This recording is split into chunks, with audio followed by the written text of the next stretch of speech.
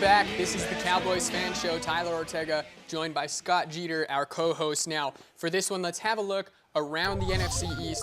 First, we usually have a look at the Giants, but they were on a bye week, so we're just going to throw them off to the side. But the Redskins were playing, and they were playing in London against the Bengals. It was an early kickoff, and we'll start it off here about halfway through the third quarter. Andy Dalton on the bootleg around the corner gets in for 6. You know what I call that, Scott? What do you call that, Tyler? Fantasy points. Oh, yeah?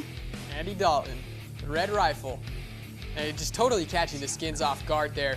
And you can see Jeremy Hill with a perfect play fake. He even tries to jump over the line, had the defensive end fooled, had everybody else fooled. So the Redskins will take over. Kirk Cousins going deep down the sideline, and he founds Deshaun Jackson. Big first down there for Washington. Jackson looks a little bit shaken up, but Redskins are still going. Kirk Cousins drops back again, fires out, finds, I believe that's Jordan Reed making his return from the concussion, and Reed gets in for 6. Oh, man, looking like Zeke on that one, huh? He's well rested. He's well rested. That's true. Andy Dalton faces a little bit of pressure, and he throws the interception. That's a big pick there for the Redskins as they currently trail by 3 with about 13 minutes left to go in this game. Cousins on the other side finds that's Vernon Davis, and picks up a big first down as the Redskins keep the chains moving. Yeah, there's a lot of action to the tight ends. The Redskins have been going to those guys a lot lately. 2 big names. I mean, Jordan Reed, I'd say one of the top 5 tight ends in the league right now. Vernon Davis, as we said, one of the All-Pros just a couple of years ago. Well, yeah, if you, like I said, if you're only talking about pass catching, then yeah, Reed is up there. Yeah. There's Redskins getting in for the touchdown, 24-20, and look at that. He was mauling A.J. Green, and he still catches it. I'm pretty sure he took his wallet on that one. And there goes Jeremy Hill pounding it in for 6, the former LSU running back. And he's excited out there in London. That's where this game was being played at Wembley Stadium, a historic football ground, but not American football. Yeah, and good for Jeremy Hill. He's been fairly injured lately. Giovanni Bernard's getting a lot more touches than him, so for him to come back, and that's a confidence touchdown, good for him. First down picked up by the Redskins. They're in field goal range, trailing by 3 with a little bit less than 2 minutes left to go in this ball game. Jamison Crowder, they're catching the pass, and they're going to bring out the field goal kicker, going for the tie to send it into overtime. Oh, is it good? Squeaks it through. It is. Extra football for the fans in London. Yeah, free football. This was early on Sunday morning. This game kicked off, I think it was about 7:30 a.m. Mountain Time. So, I mean, I had to work an overnight shift. I was going to bed at the time this game was starting. I'm not going to lie. I didn't catch a whole lot. Yeah, no, yeah. The clip notes on this one, I'm a highlights guy when football's played that early. And here we see Matt Jones getting the handoff from Cousins. We're in overtime right now, about 3 minutes to go. Neither team has scored just yet. And Jones picks up the first down. And they're going to bring out the kicker one more time. Let's see if he can send the Redskins home back to D.C. with a W. The snap, the hold is good, but he shakes it.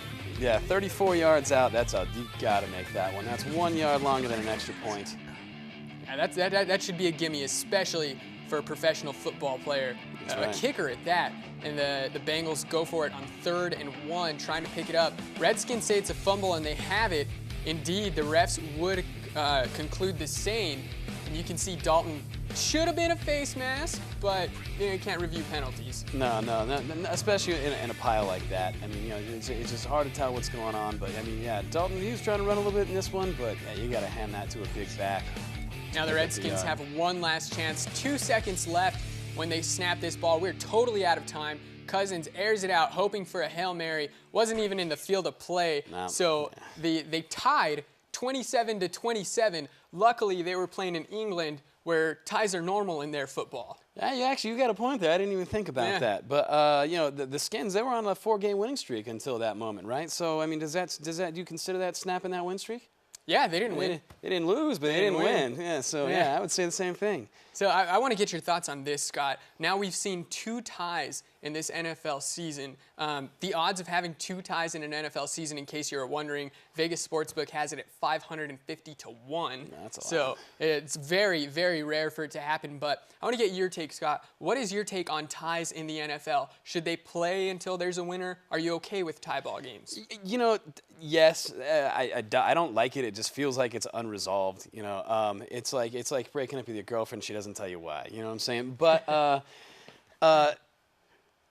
the injury concerns, right, as far as you can't have these are professional players. There are a lot of injuries in this game. These are hard-fought games, and these are big boys hitting each other for a long time. So I mean, three overtime periods in football or whatnot. So when it was sudden death, it would have been a lot easier not to have a tie. Obviously, they're changing the rules to try and make it a little bit more fair. But in that case, I mean, yeah, it's possible you could have 2 or 3 overtime periods in that. So yeah, I'm okay with a tie.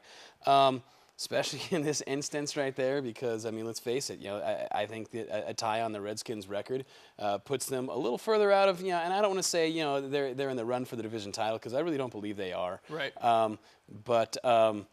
Yeah, tie, I'm fine with it. Not worried even a little bit. You know, and you brought up the injury concerns.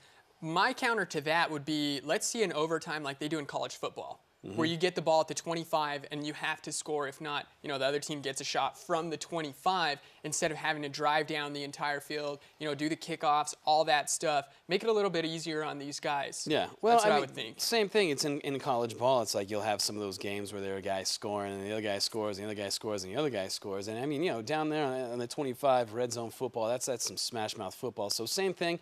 I don't really have a problem with the way it is now. I don't think that it's really, I mean, if you wanted to try and point out like the negatives of a tie, I don't think that they outweigh the positives of these overtime rules. When you talk about injury concerns or anything of that nature or whatnot, it'll be addressed by the competition committee, I'm sure. Nobody likes to see a tie, you know, and especially with the way that, you know, Goodell and the committees are running the sport right now. It's like they're trying to keep it as fun as possible, as, you know, but as safe as possible also. That's why you're getting touchbacks going to the 25 right now. Right. So I really do think that as safety conscious as the league is right now, I think they're going to leave it the way it is, and I'm okay with that. You know, I don't have any real complaints. You know, and you brought it up after those highlights. You know, a tie is just a little bit weird. You know, you don't know how to feel. Yeah. And I went through that on Saturday morning, actually. I actually watched the English Premier League soccer, and my team tied. And, you know, the feeling after that game, it's like, well, we played a good game. Yeah. We were able to score a goal. You know, we conceded a goal as well, but we still didn't lose, but we didn't win. It's just a really weird feeling, you know, especially for American sports fans, where there's virtually no ties anywhere aside from soccer. Oh, yeah. I mean, we love our football. I mean, it's bragging rights left and right. So it's like, I mean, you get the bragging rights when you get a tie? I don't know. It's hard to go that way. I tell you what, we're going to revisit this conversation if the Cowboys ever have a tie game, okay? And then I'll let you know how I feel then. So after the Redskins, we usually have a look at the Eagles, but we just had a look at them earlier in the film room against Dallas. So just a quick recap on the division. Dallas Cowboys are now 2 games clear of Philadelphia, who are in second place in the NFC East. Yeah, Dallas at 6-1. They have the best record in the NFC right now. So everything's looking well. Everything's looking fantastic. I mean, you know, Washington just tied Cincinnati, and we beat Cincinnati. We've beaten Washington. So even if they come back and they get us at home on the next one, which I don't see that happening, we're still up on them in this division. You know what I mean? I mean, if miraculously somehow they came back and they tied our record, which I just don't think it's going to happen. We're 6-1 right now. I see Cleveland as a win. I see I see Pittsburgh as a win. Yeah. I see Baltimore as a win. You know, I think we got Tampa Bay after we have Washington. So even if we drop one to Washington, man, and we pick a one for Tampa Bay, I mean, I don't see us going any worse than 10-2 worst case scenario. I think that we're a lock to make these playoffs. I think we're a lock to win this division right now, and I couldn't be more happy about the way things are going. Yeah, it's a very, very tough division as opposed to last year when, you know, seemingly everybody in the division was just down and out. I want to get your thoughts real quick in about 30 seconds or less. Which division do you think is better right now, the NFC East or the AFC West? NFC East. I mean, look at it. If the playoffs started today, I think we're sending 3 guys to the playoffs right now. So you can't argue with that. Fair enough. We'll be back with more, ladies and gentlemen. In our next one, we'll have a look at Cleveland, the matchup against them this coming Sunday. Don't go anywhere. You're watching the Cowboys Fan Show on UABQ. Let's go Cowboys!